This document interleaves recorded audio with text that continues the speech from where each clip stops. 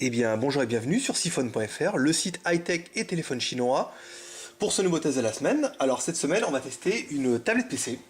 C'est la nouvelle mode en ce moment, on trouve un petit peu du iPad partout. Donc, nous, on a profité de notre voyage en Chine pour amener ce modèle-là. C'est une SmartQ V7. Alors, en fait, c'est une tablette qui est essentiellement destinée pour le marché américain.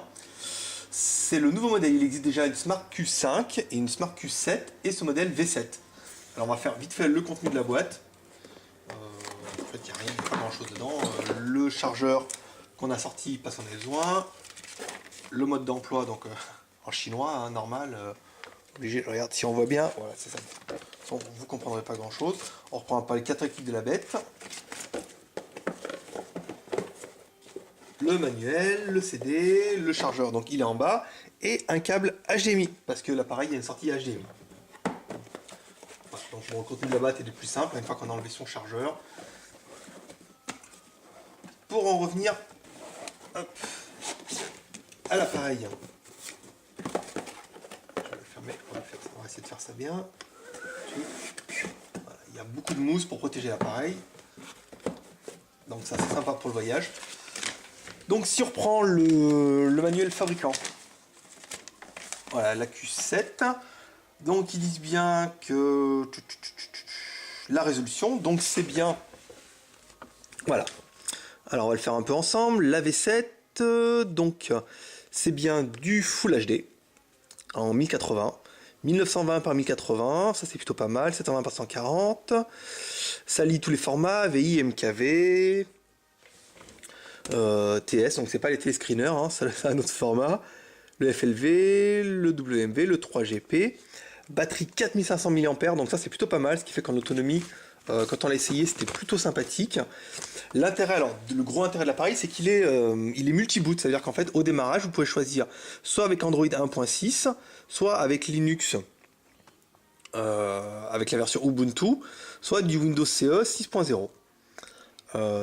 Donc là, on reprend l'affichage, 800 par 480. On est un peu loin avec la caméra, donc il a fallu que je zoome. Une prise HDMI, et voilà. Bon, voilà pour l'ensemble. Donc l'appareil. Donc c'est une tablette PC, 7 pouces, plutôt classe. Petit, on va attaquer directement par le bémol. Bon, bah c'est un écran résistif, hein, donc ils font un stylet. C'est vrai qu'un écran capacitif, ça aurait été le grand luxe. Hein. Le bouton Home, avance-retour. Sur l'avant, bouton power, bouton retour, ça c'est un bouton de stand-by. Le micro, que vous voyez bien ici, c'est parfait. Dessous, on n'a rien. Là, on a bien un slot pour mettre une carte mémoire SD. Plutôt pas mal, hein, pour faire les mises à jour des logiciels. J'ai essayé, c'est vraiment simple. Un bouton reset, une prise USB, ça c'est génial. Et une prise HDMI pour pouvoir le brancher sur un plasma. Et le jack pour pouvoir mettre les écouteurs et l'alimentation qui est minuscule ici.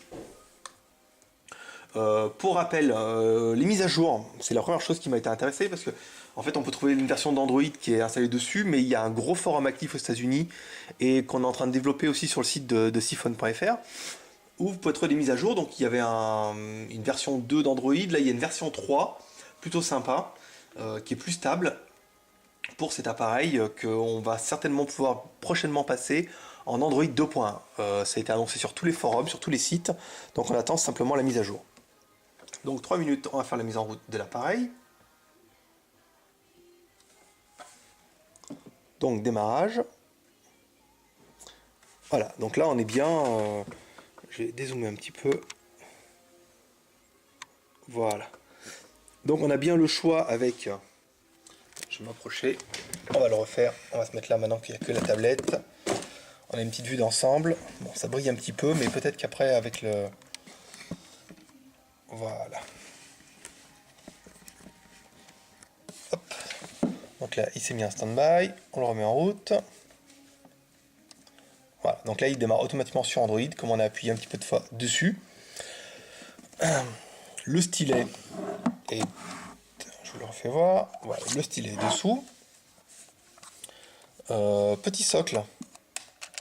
C'est plutôt sympa. Voilà, ça je vais vous le mettre un petit peu. Voilà, sans forcément qu'on voie dedans. Je sais qu'il y a quelques commentaires que ça intéresse un peu de voir ma tête, mais il y a mieux, hein.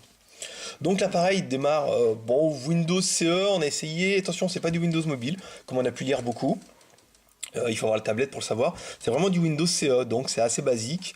Ce qui est pas mal, c'est qu'on pourrait laisser présager de laisser tourner un GPS dessus, comme c'est du CE. Bah, après, il faudrait essayer. Linux aussi, on a essayé Ubuntu, je suis pas trop fan de Linux, mais c'était quand même assez facile, une très bonne prise en main. Donc là, on crée ces petits raccourcis, hein. En fait, c'est un firmware de téléphone, hein, simplement, parce que on a bien le système de réseau, on a le Wi-Fi, et quand on éteint, il dit attention, votre téléphone va s'éteindre. Donc le Wi-Fi est bien en route. Nous, on a mis des petits raccourcis pour le Wi-Fi et le Bluetooth ici. Les emails, le contact, navigateur. Donc normalement, le Wi-Fi, il est connecté automatiquement sur la Freebox qui est qui est là, hein. Donc il y a 20 cm. Donc le réseau est plutôt pas mal. Je vais essayer de calmer la caméra avant que tout se casse la gueule. Voilà. Donc la recherche. Ce qui intéresse beaucoup, le clavier. Bah, le clavier il est énorme, hein. C'est-à-dire que même si vous avez les doigts. Alors, évidemment, quand j'ai mis. Voilà, on bascule. Voilà, on met siphonne. Donc pas vraiment besoin du stylet parce que les touches sont tellement énormes que du coup on peut le faire avec les doigts. Voilà, donc là il trouve bien. Voilà. Donc bon, bah, le Wi-Fi est plutôt pas mal ici. Donc on se retrouve vraiment avec une configuration Google. C'est bien, c'est propre si vous avez un téléphone sous Android. On a une manipulation qui est assez facile. Voilà, on va dézoomer, histoire de le mettre en pleine page. Voilà. Donc bon, c'est du résistif, après, il faut vraiment s'y faire.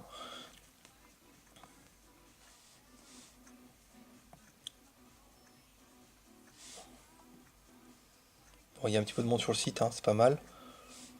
Le double clic. Non, c'est pas du Windows, donc voilà. Le retour. Ah, vous voyez peut-être pas les boutons, mais bon, après, c'est pas hyper compliqué, hein, le retour. Donc le menu. Donc on retrouve une configuration Android de base, pas de marquette sur cette version qui n'est pas by Google, évidemment, c'est du Android mais un petit peu bidouillé. Il y a pas mal de choses, il y a pas mal d'applications. On a trouvé sur le forum des gens qui nous ont conseillé d'aller soit sur l'Android Market, soit sur un autre qui s'appelle slideme.org. Vous pourrez trouver des applications Google et les installer directement via cette plateforme. Donc là, on reprend bien que c'est un téléphone, c'est-à-dire qu'il vous dit qu'il y a une caméra alors que l'appareil en est dépourvu. Donc automatiquement, ça bug, hein, c'est normal. Donc il y a pas mal de choses. Après, je sais pas quoi vous dire sur ça. Bon, il y a un GPS, mais évidemment, il faut le paramétrer. C'est une tablette qui est assez sympa, c'est assez pratique. Après, à savoir qu'en Chine, elle n'est pas excessivement chère, elle fait moins de 200 $. Nous, on a hésité à l'importer.